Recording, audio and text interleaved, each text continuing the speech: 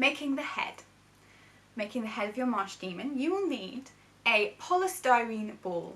Now mine is quite little, it's probably only about 6 or 7 centimetres across. That isn't what you have to use though. You can use any size within reason, so you could go a bit bigger than this if you wanted. I wouldn't recommend going much smaller, so this is just a bit bigger than a ping pong ball. I wouldn't go much smaller than that because anything small on a puppet can get a bit fiddly. You don't want to be trying to get little eyes and little noses and things on. If it's bigger, it's a little bit easier to do and easier for your audience to see. So this is a good size, but I don't mind if you want to go a little bit bigger. Maybe try not to go too much bigger than a tennis ball size, but that is kind of up to you. Have a play with different sizes, see what you like. So I've got my polystyrene ball here. Now what I need to do with my polystyrene ball is I want to grab another item that we need for our puppet making, which is a chopstick or a pencil. So you can use anything that's basically straight and quite strong. So I've got a green pencil here, which is perfect. You can just find one in your pencil case that you maybe don't want to use anymore. So the best thing to do is, with the pointy end of your chopstick or your barbecue skewer or your pencil, just find somewhere roughly in the middle of your polystyrene ball and just really gently push it in. You don't need to go too far in, as long as it's nice and secure.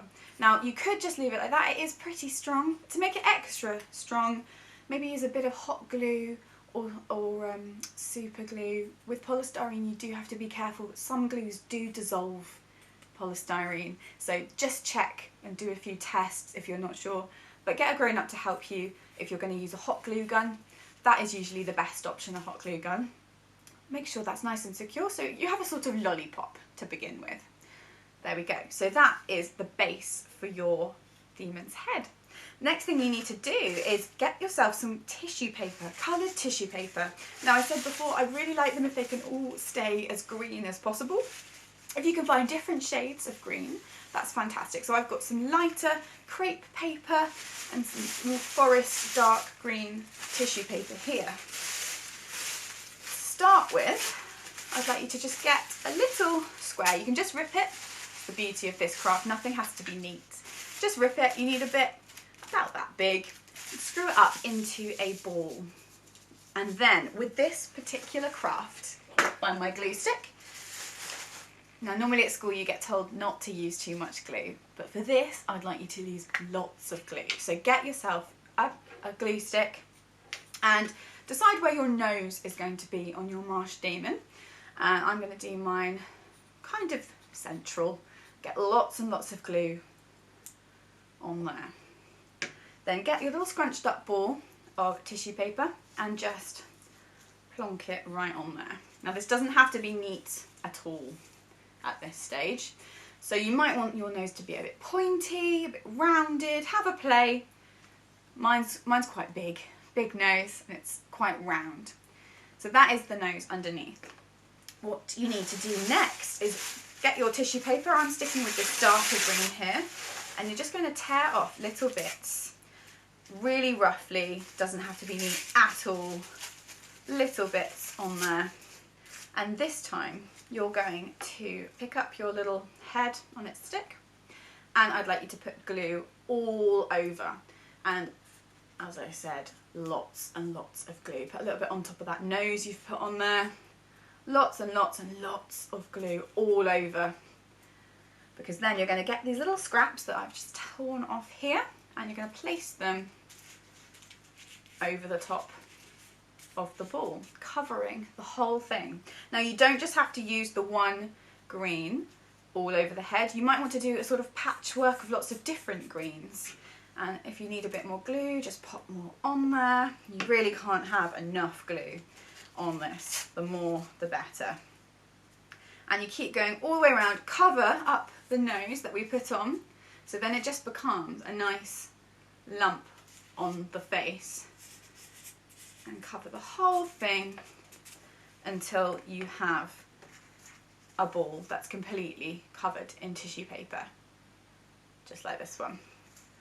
And then that is the base colour for your head. Now on my example puppet, if I hold him up, if you look carefully, I've, just to highlight his big schnozzle, I've used the lighter tissue paper on his nose. Just brings it out a little bit more rather than a flat colour, as you can see on this one.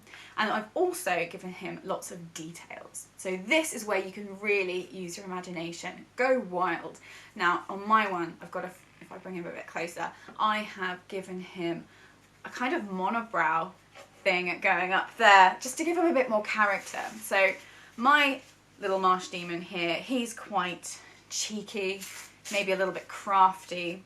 But I just show you a really good, it's really simple, really good way to make details for your marsh demon's face. Just get a little scrap of tissue paper in whatever shade of green you like. On this little chap, I've gone for the light shade for his eyebrow, just like I did for his nose. It just really helps it show up on stage.